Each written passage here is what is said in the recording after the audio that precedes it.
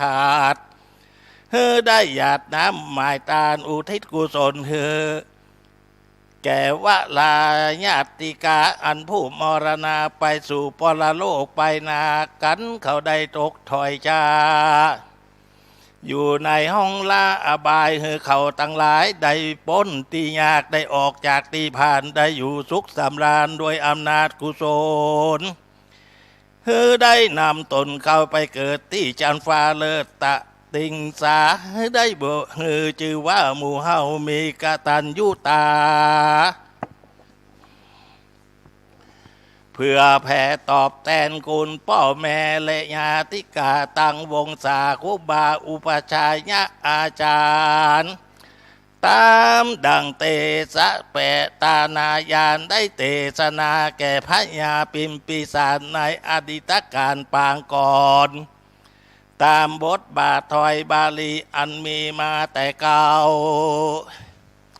เพื่อฮือหนุ่มเท่าใดสดับฟังฮือปากันปั้มเป่งทำไปอย่าขาดอย่าพระมาลาซาเตออิติเตกาเลในกะละเมื่อพระยาปิมพิสารอยู่สถิตสำลานสายศาสตร์นอนในหอพระศาสตร์พังษาลาติกาญาในกลางคืนจักดาไกลุงตานก็มากึดจุคุงคณิงหาถึงยังปิตามารดาและญาตากาฟุงอันมรณาไปสู่โลกไปนาว่าเขาเจ้าคาได้เสวยสุขอยู่ในชั้นฟ้าหรือว่าได้ทะลงทุกข์ยากอยู่ในอบายนั้นจาการการพิจารณาไปตามเหตุก็รู้แจ้งเหตุในหไทยว่าบุคลาผู้ใดดับขันไปจากได้ถึงสุขและทุกข์นั้นก็แล้วแต่กรรมสองประการจักติดตามโดยตายบ่เว้นไว้แก่คนบุคลาผู้ใดได้กระทำอันประเสริฐกรรมอันประเสริฐกุศลอันล้ำเลิศจักนำไปเกิดที่ชั้นฟ้าเลิศปลายบนกันได้กระทำอกุศลกรรมวิบากไว้มากก็เที่ยงจักได้ไปสู่อบายในกาลบัดนั้นพญาปิมพิสารก็มากฎหมายการดูแทนแม้นว่าฝูงเหล่าญาติกาแห่งตนได้กระทำบาปไว้ก็เตียงว่าบ่ได้พ้นจากบาปกูจักกระทำดังลือจาพระยาก็มากระนิ่งใจตนบ่ขาดก็กวาดรู้แจ้งในหทัยว่าบุคลาผู้ใดจักเหนือกว่าพระพุทธเจ้าเตียงบ่มีปาโตวะกันลุงแจ้งมาแล้วพญาตนแก้วก็ฮือแต่งดายังโภชนาอาหาร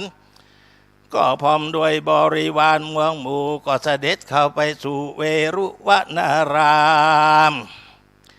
อันเป็นสถานแห่งพระตัสสะปานญาณยกมือสานกรมขาบนอบอภิวัตวันตาว่านะโมตัสสะภะคะวะโตถวายเถลิงสุปฏิปันโนสุดยอดปริโยสารแล้วนั่งอยู่บนอาสนะจึงพุทธาถามความวิปติตกกับพระมารแผ่วเพื่อฮือแล้วแต่ความสลงสงสัยว่าพันเตภควาผู้ข้าไว้พระบาทไทยตนมีโอภาสญาอันงามขอนิมนต์พระผู้บานจงมีพระมหากรุณาภายโพธิเทศนาท่ามือแจ้งโสดเสียงสลังสังกาผู้ข้ามีปาริวิตกถึงบิดามารดาและญาติกาทั้งหลายผู้อันจุติตายจากเมืองคนนำเอาตนตัวไปสู่ปรโลกไปนาผู้กายินกึศหาผู้ญาติกาแห่งผู้คาลางพ่องก็มีพลาพญาปัญญาฉลาดเจือนักปราชญ์บัณฑิตก็ตำสุจริตกรรมอันมากกันเขาดับจิตจากอันเป็นคนก็เตียงนำตนไปเกิดจันฟ้าเลิศเต้าติงสา ล้างพองปาลาหยาบจ้ากรรมบาปกาหากนำไปเป็นเปรตวิสัยอสุรกายอยู่ในที่นรกเป็นตนเขาเตียงบ่ได้เป็นเปรตเป็นผีจักกะทำสันใดดีและเขาได้พ้นจากตุติกและได้เสวยสุขในแต่ว่าโลกนั้นจาขอพระพุทธเจ้าตุงเตสนาภัยโพธิเป็นพระโยชน์แก่ผู้ฆ่าทั้งหลายแด่เตอพระขาวาอันว่าพระปรมาณะสัสสดาตนมีโสภาขยะอันงามได้ยินคำธรรมดังนี้จึงไขพระอุบแก้วติเตสนาวาดูรามหาราชาตนเป็นเชื้อกษัตราตนเป็นนายกาผู้ประเสริฐมีศรัทธาล้ำเลิศในศาสนาถ้อยคำอันมหาราชมากล่าวอีนาเป็นคู่นาดังการมีพระโยชน์นาจะสุขุมมานถูกต้องตามการแบบเบาแห่งโพธิจัตเจ้าตั้งหลายได้ขวงควายกัตตำกัตตัญญูตาตอบแทนคุณปิตามันดาและญาตากาฝูงอันบรณาตายจากแม้นเขาได้ไปตุกยากหลายภัยปาการใดก็ดี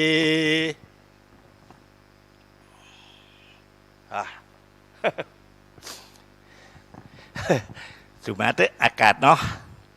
มีประโยชน์จะสุขุมานถูกต้องตามการแบบเบาแห่งโพธิสัตว์เจ้าตั้งหลายได้ขวังไข่กตำกตัญญูตาตอบแทนคุณบิดามารดาญาติกาฝูงอันมรณาตายจากแม้นเขาไปทุกข์ยากไรประการใดก็ดีก็ขอมีศรัทธาเลื่อมใสในคุณพระรัตนายแก้วเจ้าสามพระการกตำบุญทานไปตามแต่ได้อุทิศบุญแผ่ไปหายังฝูงญาติกาเชื่อว่าได้มาตอบแทนบุญคุณแห่งฝูงญาติตั้งหลายบุคลาผู้นั้นน่าได้ชื่อว่าเป็นนักปราชญ์รู้ฉลาดโดยปัญญาปาริปุณขนาไปโดยอริยทรัพย์7 สิ่งเป็นของเขาเป็นเขาของอันดียิ่งล้ำนักหนาการอันมหาราชามาเกิดขั้นหนึ่งถึงยังฝูงบิดามารดาและญาติการทั้งหลายอันจุติตายไปสู่ปรโลกไปนา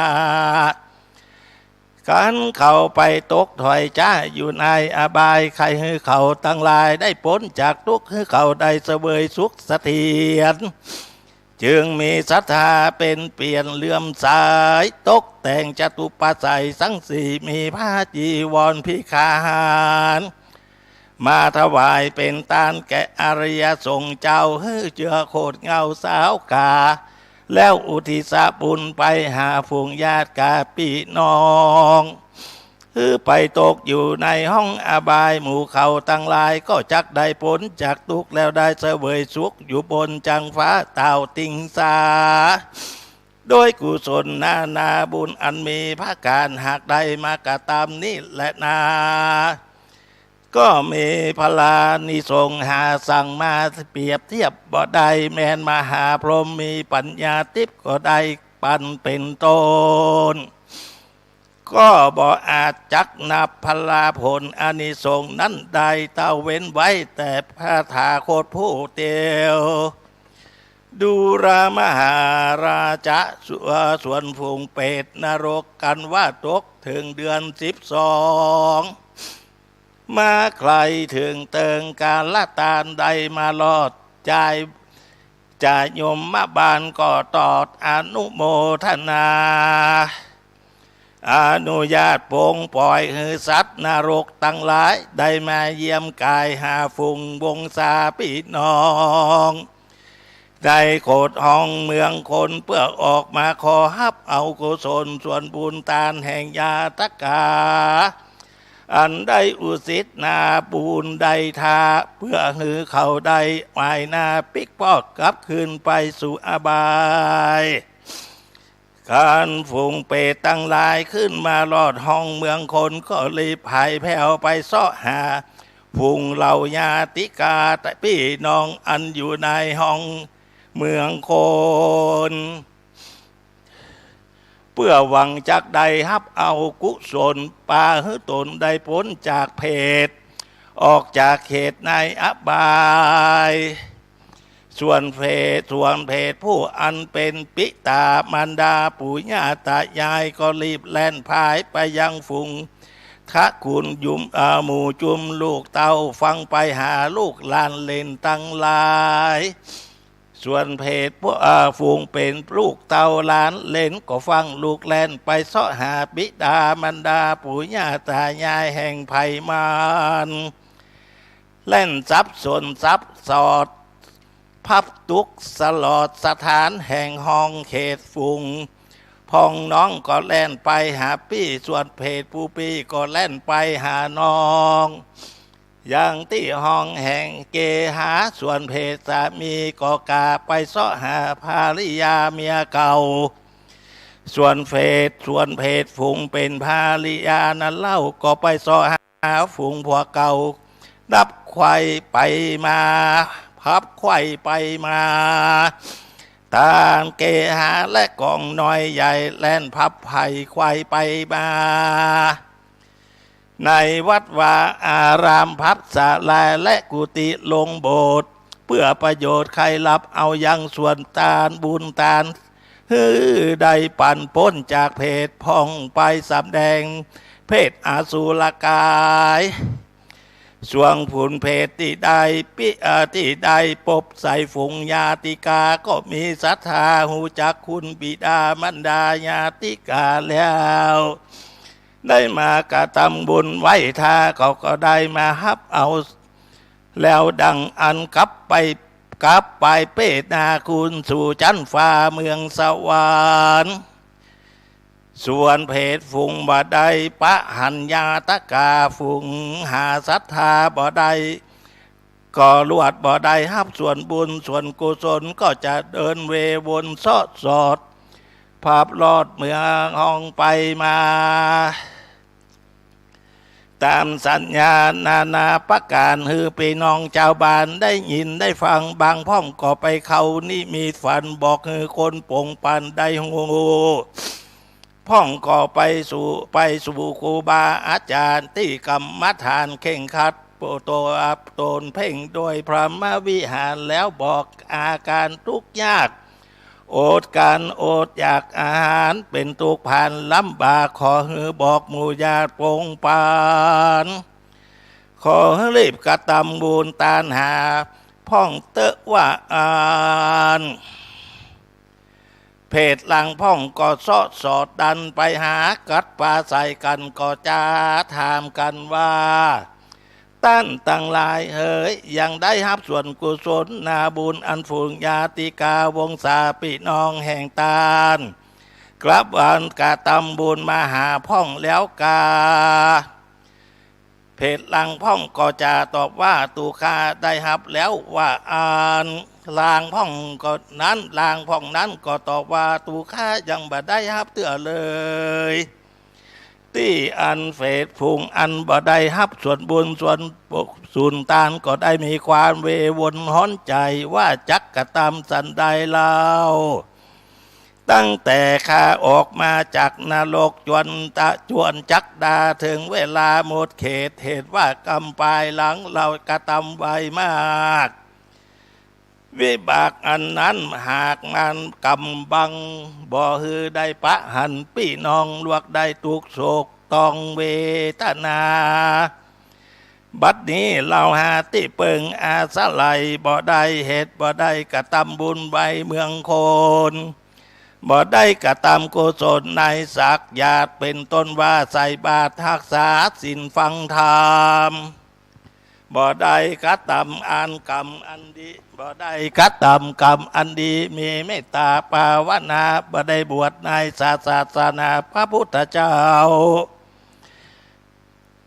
บ่ได้ยกลูกเต้าหลานบวชเหตุนั้นจึงได้ลวดมาเป็นเพศเสวยทุกขเวทนา ฝูงญาติกาก่อซ้ำบ่มาเกิดรอดเมื่อเฮาตายละต่อสัมภเวสีละเขาสืบแตนมาเขาทำเป็นคนปาลาหา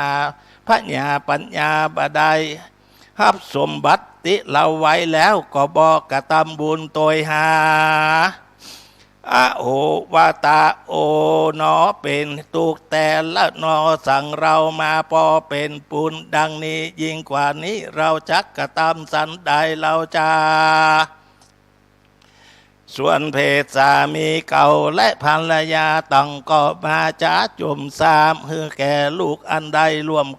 อยู่ด้วยกันในเมืองคนเมื่อก่อนนั้นแลนาสัพเพชนาลางพองได้ตายจากกันไปก็ยังมีใจห่วงของเป็นทุกโศกต้องอะไรก็เกิดใจกะตำบุญไปหาลางพ่องนั้นบาปนาบ่หอนทามหากันดับขันธาต่างคนก็ต่างไปแสวงหาใหม่กันได้แล้วลวดบ่เกิดลอดเติงหาปล่อยมาลืมเกิดเติงมายังบุญกุลอันที่อันใดอยู่รวมสร้างกันมาเมื่อก่อนจำพวกนี้และนาเป็นคนท่าปาลาหาพระญาปัญญาบดายหลงอยู่ในอำนาจตัณหาล้างพ้องมีกะตนอยู่ตาก็เติงหาเป็นเตื้อยังมีใจเอื้อพระลายยังหูกะทำบุญไปหาตามกาลเวลาเดือนในและปีในละเตือหลังพรนั้นบอกขาดสักวันแม้นว่าได้ใหม่แล้วก็ยังคือใจไข้พันเติงมีร่ำเพิงหาเป็นเตื้อมีใจไฟเอื้อเป็นเวลาจึงจะกับลูกเต่าว่าฮือสู่เจ้ามันตานขันเข้าฮือพ่อแม่สู่ห้องเนอสัพเพเปตาส่วนเพศผู้แสวงหาส่วนบุญกุศลบ่ได้ก็ปากันมาจมสามวาคาแต่เติงเบิ่งอาสาไล่บ่ได้การถึงวันกำหนดมาใกล้ก็จักได้กลับสู่นรกที่เก่าจักได้เสวยทุกแถมเล่าเมินนานพระมารใด500 ชาติตามกรรมวิบากอันใดกระทำมาแผ่เมตตาก็พากันชมสร้างว่าอย่างนี้ดีแลบอกขึ้นไข่กระทำบุญมาหาปุงเอาปุงนี้นาปล่อยปาลาปอดไปหันว่าได้สื่อแทนเข้าของแห่งเราไว้ซ้ำบ่ได้กระทำบุญมาหาเขาเป็นคนอักตันยูตาโหจักบุญคุณวงศาคณาญาติช่วงภูเมเพศอันเกิดในอบายทั้งสี่เกิดเป็นลูกเทวดาอยู่ต้นไม้เกิดเป็นเทตาให้ไปเมืองสวรรค์ก็เอากันมาพระชุมยุบนุมกันในสักการะจุมปูตาวีปตามจารีตกำหนดประเวณีเดือน12ละเนอมนุษย์สาปิตุกลาผู้มีศรัทธายังเชื่อยังมีใจเอื้อพระแก้วเจ้าตั้ง3 ประการปากันกะบุญกระทำบุญตานรักษาศีลฟังธรรมไปทุกวันใจบ่เว้นได้สักวันอันพญาญาติโยโกส่วนญาติกาตั้งหลายฝูงอันตายเป็นเพศใดทะลงทุกขเวทนาได้500 ชาติเตอเหิงนานได้มาหับส่วนบุญตานจักได้เป็นได้ผลจากเพศกลับมากายเพศนาเป็นเทวบุตรเทวดาก็มีแลอันว่าเทวบุตรเทวดาอันอยู่ในห้องฟ้าเมืองบนก็ลงมารับเอาเทวดาฝูงพี่น้องไปอยู่ห้องเมืองเทสวรรค์โดยเจตบุญกรรมกตำบุญภายแผ่ลอดแก่ญาตกากตัญญูตาเพื่อเผยแผ่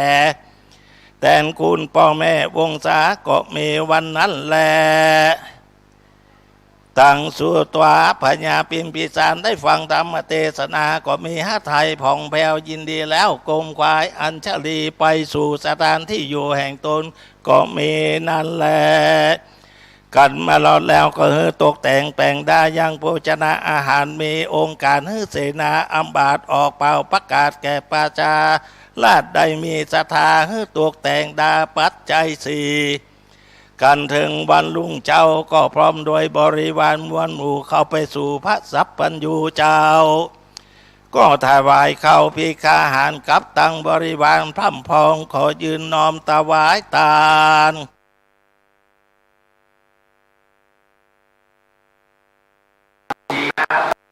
นะโมตัสสะทะละถึงไปแล้วโยกายไว้บนอานิสปาริวาลานิปิกุสังคัสสะโอโนชยามาสาธุโนพันเตอิมานิพันสัพพัตรานิสปาริวาเนนิปาริคันหาตุอัมหากังทีฆรตัง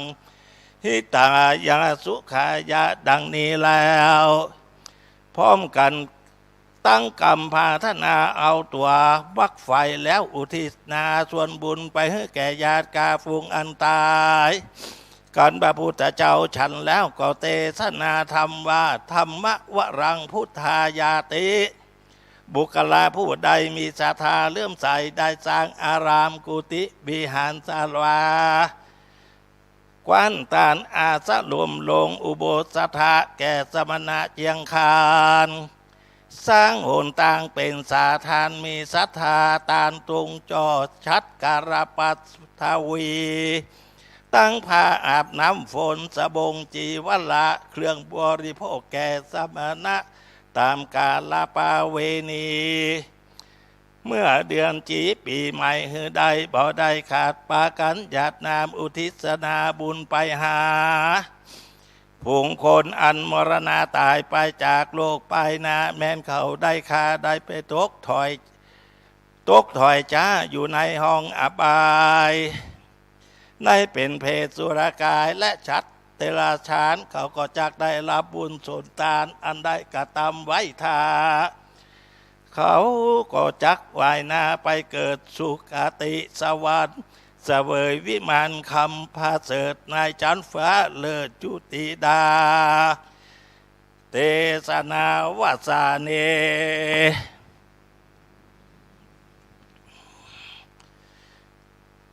นิธิตังกิยาอันเก่ายังทำเปตาพลีก็บังคมสมเลสเดชเอาหายพี่หาเกิงเนอะ เอาบุญเอากุศลได้มอกอีเนาะความจริงมันจะมีต่อแหมน้อยมีต่อว่าเพศที่มันขึ้นมานั้นเพราะว่าได้ทำกรรมเก่าไว้นักมาปะพี่น้องที่ตานหาเตียวซ้อหากันมาปะถึงเวลามาก็ยมบาลก็มาลากเอาไปคืนไปตกมาโลกต่อคนใดที่ได้ทำกรรมดีมาแต่จัดก่อนจัดหลังเมื่อเป็นคนก็ได้ปะพี่ปะน้องได้รับของกินหอตาลพี่น้องที่ลงมาสว่างมาฮับกันก็ปะกันไปเพราะเมืองสวรรค์นี่ม่วนขนาดเนอะอันนี้ก็ว่าไว้ก็บอกว่าละมันนักลำไปส่วนเพศที่มาได้รับของกินของตาลอันนั้นก็แจ้งขนาดแจ้งพี่แจ้งน้องเหมือนกันกับหมู่เฮาเนี่ยครับแม้แต่ตุลุงเองมาอยู่วัดก็หัวบุญคุณของวัดช่วยกวาดช่วยเพี้ยวช่วยทำอย่างที่มันดีเนี่ยก็จะพ้นไปในชาตินี้พี่น้องก็มากันไผวัดดีที่ธรณีสงฆ์วัดหมู่เฮาก็อยู่ในที่ธรณีสงฆ์วัดก็มันกินมันตาลเพื่อเพศเพื่อพี่น้องเพื่อสัพพะอย่างแถมยังตี้ก็คือว่าตี้กัลปัญหาเพื่อนว่าตี้บุคคลผู้ใดเอกชนก็ดีส่วนใดก็ดีเปิ้นตาลให้วัดให้ไปเก็บกินผลบุญอีนะผู้นี้ถ้าเขาได้อาศัยอยู่นั้นก็มันกินมันตาลหาเนอเอาแต่เอียเฮ้ยเป็นวัดตัวหนังสือก็น้อยเป็นกำเมืองแห่อ่านยากเนาะ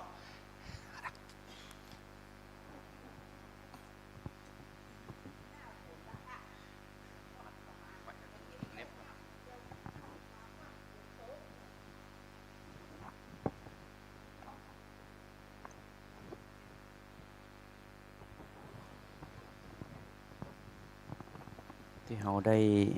รับฟังไปแล้วนั้นเป็นธรรมเทศนาชื่อว่าเปตพีนะครับก็คือเป็นการแสดงพระธรรมเทศนาโดยตุลุงโตนะวันนี้ถือว่าเป็นเรื่องเป็นราวของข้าเจ้าพิสารนะครับที่เปิ้นไปเจอญาติกาพ่อแม่พี่น้องของเปิ้นนะครับที่เสียชีวิตไปนะฮะในอดีตหนหลังนะไม่ใช่ว่าในชาตินี้ชาติเดียวนะฮะในชาติอื่นๆเปิ้นก็ทำบุญอุทิศส่วนบุญส่วนกุศลไปหาญาติกาพี่น้องของเปิ้นนะครับวันนี้ก็ถึงกาลเวลาอันเหมาะสมสมควรแล้วนะครับเราจะได้ไหว้พระสมทานเบญจศีลเป็นลำดับต่อไปนะครับอิมินาสกาเลนะตังพุทธังอภิปูชยามาอิมินาสกาเลนะตังธัมมังอภิปูชยามาอิมินาสกาเลนะตังสังฆังอภิปูชยามาอะระหังสัมมาสัมพุทโธภควาพุทธังภควันตังอภิวาเทมิสวากขาโตภควตาธัมโมธัมมังนัมสสามิสุปฏิปันโนภควโตสาวกสังโฆสังฆังนะมามิต่อไปสมทานเบญจศีลนะครับมะยังพันเตวิสุงวิสุงรัคณทายาติสรเนนะสหปัญจศีลานิยาจามาทุติยัมปิมะยังพันเตวิสุงวิสุงรัคณทายาติสรเนนะสหปัญจศีลานิยาจามาตติยัมปิมะยังพันเตวิสุงวิสุงรัคณทายาติสรเนนะสหปัญจศีลานิยาจามานะโมตัสสะภะคะวะโตอะระหะโตสัมมาสัมพุทธัสสะนะโมตัสสะภะคะวะโตอะระหะโตสัมมาสัมพุทธัสสะนะโมตัสสะภะคะวะโตอะระหะโตสัมมาสัมพุทธัสสะนะโมตัสสะภะคะวะโตอะระหะโตสัมมาสัมพุทธัสสะนะโมตัสสะภะคะวะโตอะระหะโตสัมมาสัมพุทธัสสะนะโมตัสสะภะคะวะโตอะระหะโตสัมมาสัมพุทธัสสะพุทธังสรณังคัจฉามิพุทธังสรณังคัจฉามิธัมมังสรณังคัจฉามิธัมมังสรณังคัจฉามิสังฆังสรณังคัจฉามิสังฆังสรณังคัจฉามิทุติยัมปิพุทธังสรณังคัจฉามิทุติยัมปิพุทธังสรณังคัจฉามิทุติยัมปิธัมมังสรณังคัจฉามิทุติยัมปิธัมมังสรณังคัจฉามิทุติยัมปิสังฆังสรณังคัจฉามิทุติยัมปิสังฆังสรณังคัจฉามิตติยัมปิพุทธังสรณังคัจฉามิตติยัมปิพุทธังสรณังคัจฉามิตติยัมปิธัมมังสรณังคัจฉามิตติยัมปิธัมมังสรณังคัจฉามิตติยัมปิสังฆังสรณังคัจฉามิตติยัมปิสังฆังสรณังคัจฉามิปานาติปาตาเวระมณีสิกขาปะทังสมาธิยามิปานาติปาตาเวระมณีสิกขาปะทังสมาธิยามิอาทินนาทานาเวระมณีสิกขาปะทังสมาธิยามิอาทินนาทานาเวระมณีสิกขาปะทังสมาธิยามิกาเมสุมิจฉาจาราเวระมณีสิกขาปะทังสมาธิยามิกาเม สุมิจฉาจาราเวระมณีสิกขาปะทังสมาธิยามิมุสาวาตาเวระมณีสิกขาปะทังสมาธิยามิมุสาวาตาเวระมณีสิกขาปะทังสมาธิยามิสุราเมรยมัชฌาปมาทัฏฐานาเวระมณีสิกขาปะทังสมาธิยามิสุราเมรยมัชฌาปมาทัฏฐานาเวระมณีสิกขาปะทังสมาธิยามิอิมานิปัญจสิกขาปทานิสีเลนะสุขติงยันติสีเลนะโภคสัมปทาสีเลนะนิพุติงยันติตัสมาสีลังวิโสทะเยสาธุสาธุสาธุอหังวันตามิสัพพวัตถุตานังสัพพังโตสังฆมัทเมพันเตสาธุสาธุโอกาสาขาแต่ปฏิทละรัตนาผ่านเพวพระแก้วเจ้าทั้งสามประการส่วนอัจฉในวันนี้ก็หาเป็นวันดีที่อันพิเศษเหตุนั้นมาหมายมีมูลสัตตาอุปาสกะอุปาสิกาคณะสัตตาวัดป่าหินจุผู้จุคนกับยังญาติกาพ่อแม่พี่น้องกอบต่างกันมาสนงคงควายตกแต่งแปลงพร้อมน้อมนำมายังตัวพระผู้พาราชาดวงดอกตั้งก็ตอกดอกไม้และลำเตียนกับตั้งพิกาหารวัตถุไตรยทานตั้งหลายมวลพวงนี้น้อมนำมาถวายเป็นทานเนื่องในวัน12เพ็งวาสนีเตียงแต่ดีลี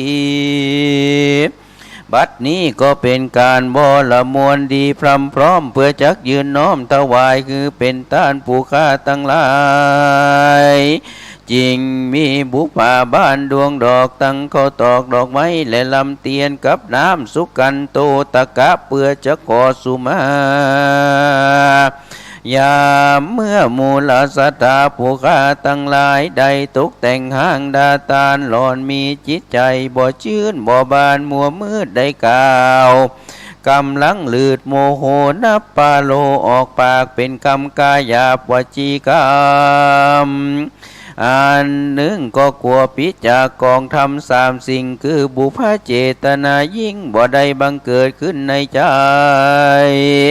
มูลจะน่าเจตนาหลอนมีจิตใจบ่ขาวใสผ่องแผ้ว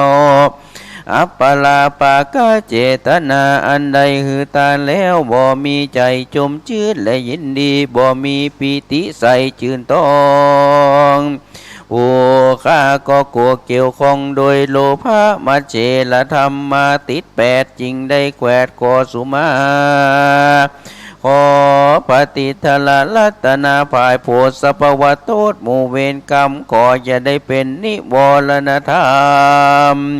กรรมอันแก่งกาอันจะข้ามเสียยังหนทางอันจะขึ้นสู่จันฟ้าและเนรปานขอคือกับกายเกิดเป็นอุตตมตานอันประเสริฐหมดใสแก่มูลสัตตาผู้ฆ่าตั้งหลายนั้นจุงจักมีเตี้ยงแต่ดีลีสมดังตามมกถาภาษาบาลีว่ากาญะตัวเลวาจีตัวเลมโนตัวเลสันจิจาปามเตนวาอสันจิจาปามเตนวากาญะกัมเมนวาวจีกัมเมนวามโนกัมเมนวาอาติตาโตสังอนาคตาโตสังปัจจุปนาโตสังสัพพังโตสังขมันตุโนต่อไปตั้งนะโมพร้อมกัน3จบนะครับนะโมตัสสะภะคะวะโตอะระหะโตสัมมาสัมพุทธัสสะนะโมตัสสะภะคะวะโตอะระหะโตสัมมาสัมพุทธัสสะ นะโมตัสสะภะคะวะโตอะระหะโตสัมมาสัมพุทธัสสะถวายข้าวพระพุทธนะครับอิมังสูปะพยัญชนะสัมปันนังสารีนังโภชนานังอุทธกังวรังพุทธัสสะปูเชมะต่อไปถวายภัตตาหารนะครับอิมานิมะยังพันเตภัตตานิสัปริวารานิภิกขุสังคัสสะโอโนชยามะสาธุโนพันเตภิกขุสังโฆอิมานิภัตตานิสัปริวารานิปฏิคันหาตุอัมหากันทีครตังหิตายะสุขายะข้าแต่พระสงฆ์ผู้เจริญข้าพระเจ้าทั้งหลายขอน้อมถวายซึ่งภัตตาหารกับทั้งบริวารทั้งหลายเหล่านี้แด่พระภิกษุสงฆ์ขอพระภิกษุสงฆ์โปรดรับซึ่งภัตตาหารกับทั้งบริวารทั้งหลายเหล่านี้ของข้าพเจ้าทั้งหลายเพื่อประโยชน์เพื่อความสุขแก่ข้าพเจ้าทั้งหลายและข้าพเจ้าทั้งหลายขออุทิศถวายส่วนบุญส่วนกุศลนี้ให้แก่ญาติพี่น้องพ่อแม่ปู่ย่าตายายที่ได้ล่วงลับไปแล้วตลอดสิ้นกาลนานเทอญต่อไปเอาภัตตาหารเข้ามาประเคนเลยนะครับ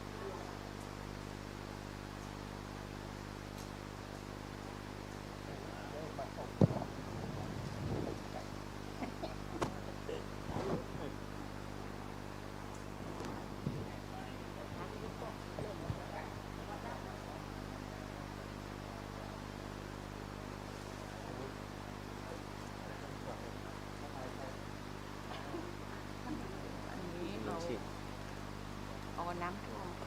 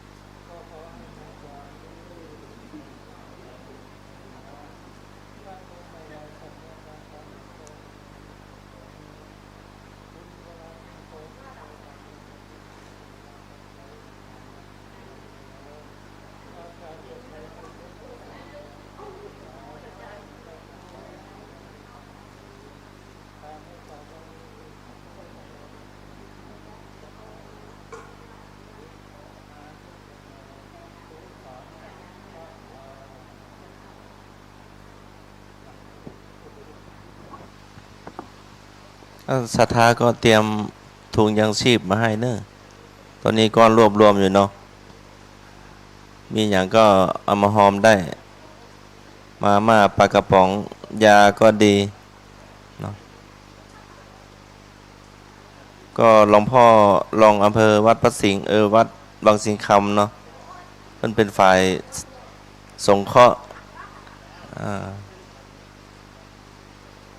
แต่ว่าก็วัดสนดอกหอมมาแล้วเนาะวัดละ5 ถุง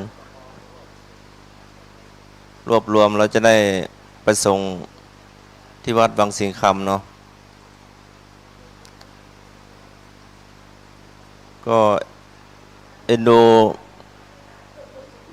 ผู้ที่น้ำท่วมเนาะเราสุขสบายแล้วก็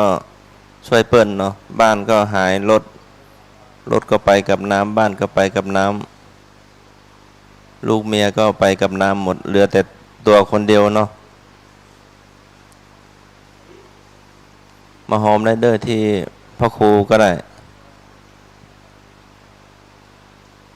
พ่อครูโอปอก็ได้พ่อครูหลวงพ่อพ่อครูวิศวัตก็ได้วัดสันดอกก็หอมมาแต่ว่า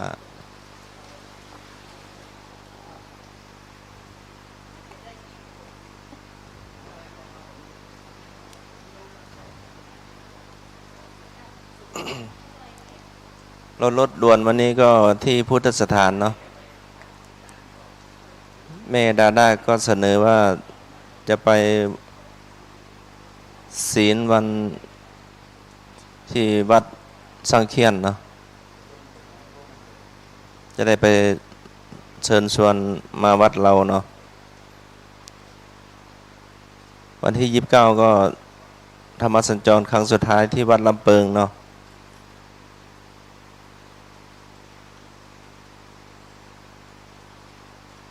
แล้วก็วันที่25ก็ปฏิบัติธรรมสัญจรที่วัดผาลาดเนาะหลวงพ่อภาวนากับโยคีแม่ชีแล้วก็วันที่19กรรมการวัดท่าสอก็จะมาเยี่ยมวัดโป่งน้อยเนาะศรัทธาท่านใดบ้างก็ไปแอลได้เนาะวันที่19ตอนบ่ายเนาะ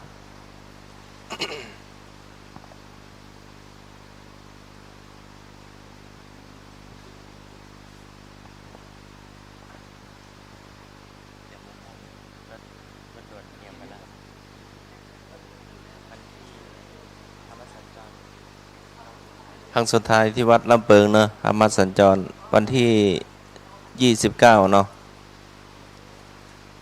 ธรรมสัญจร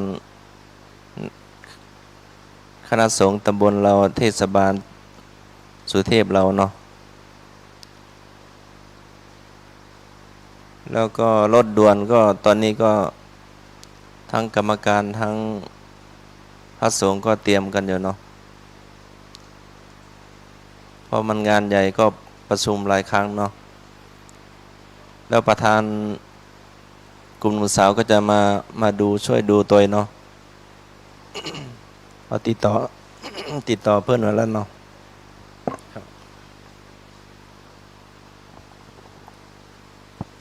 ก็หนังสือก็ทำไปแล้วนะครับก็ขอเทศบาลที่ประชุมวันก่อนก็ขอเก้าอี้ไป300 ตัวเต็นท์10 หลังเพิ่นมีตาอันเนาะแล้วก็รออปพลมาช่วยดูแลเรื่องจราจรตั้ง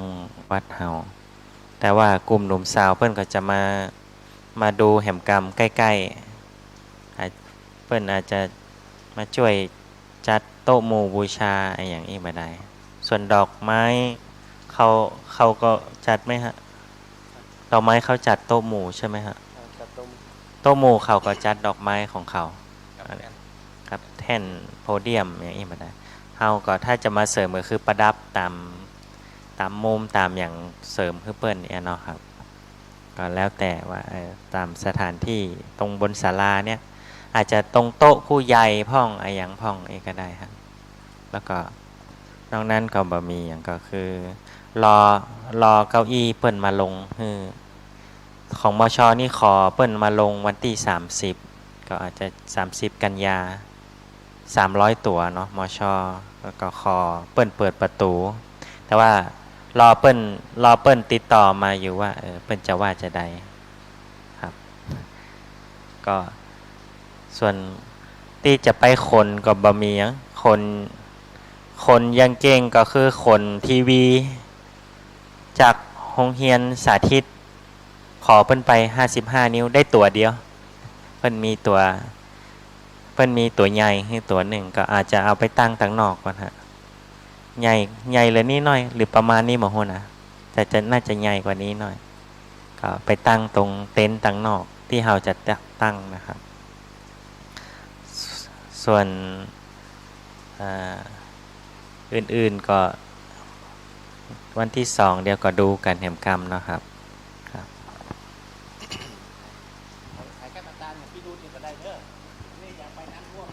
อ๋อครับข้าวสารอาหารแห้งเนาะครับน้ำดื่มนี่ก็ได้หันของวัดสวนดอกมีเตียนไข่เล่มใหญ่หน่อยก็จะดีเพื่อเปิ่นบ่มีไฟเนาะเตียนไข่ไฟแช็กไม่ขีดเบาเนอะ เพื่อเปียนะเปียน้ำจุดบัติแถวเอาเป็นไฟแช็กดีกว่าเนาะก็เอาไปหอมครับกลุ่มคณะสงฆ์ก็ฮะแต่ว่าเฮาวันละ5 ถุงอย่างน้อยเฮาจะเป็นถุงเป็นใหญ่หรือเปิ้นน้อยก็ได้ หมายถึงว่าช่วยกันหลายคนมันก็ได้ถุงใหญ่แล้วเนาะครับคนนั้นหรือนัดกันก็ได้คนนี้เอากับปลากระป๋องคนนี้เอาข้าวสารแบ่งกันหอมกันแล้วใครทำถุงก็ครับตะคืนก็ว่าพี่เหมยป้าเหมยป้าเหมยจะทำถุงครับยังไม่ได้อู้กันแต่นอนก็ว่า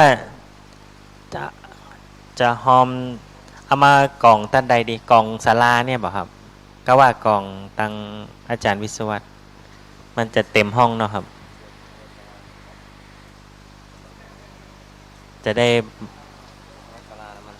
เอามากล่องไว้ศาลานี่เนาะกล่องตามเนี้ยแล้วก็อาจจะเก็บไว้ตรงเนี้ยครับแต่ว่าตอนเอามาสมมติว่าตันปะหลวงพ่อโตกับตันก็ฝากไว้อีกก็ได้แล้วก็จันจะเอาไปเมื่อไหร่ครับรวบรวมก่อนวันที่21ก่อนวันที่21 กันยาครับวันเสาร์นี้เนาะครับMC1อาจจะซื้อถุงกระสอบมาใส่ก็ได้จะได้เพราะว่าเปิ้นเอาวัดละ5 ถุงแต่ว่า5 ถุงนั่นก็ถ้าหลายคนก็ได้ถุงใหญ่ก็เปิ้นเดียวกับเปิ้นไปแจกจ่ายอยู่ดีครับ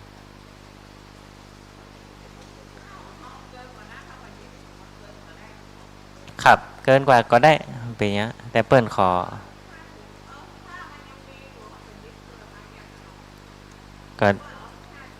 ก็เผื่อไว้ก็ได้ครับเป็นอย่างนี้มันเปิ้นตึงเผื่อมันหนักก็ใส่กระสอบไว้เนาะแบ่งครับเอาเต้าตี้ตามกำลังเนาะต้องไปเพราะว่าเปิ้นขอความร่วมมือวัดทุกวัดอีกบ่ได้ก็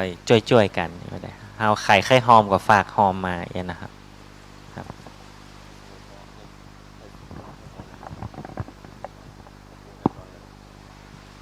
มีอะไรอีกนะทอนเลยเดี๋ยวคือปอนเนอะ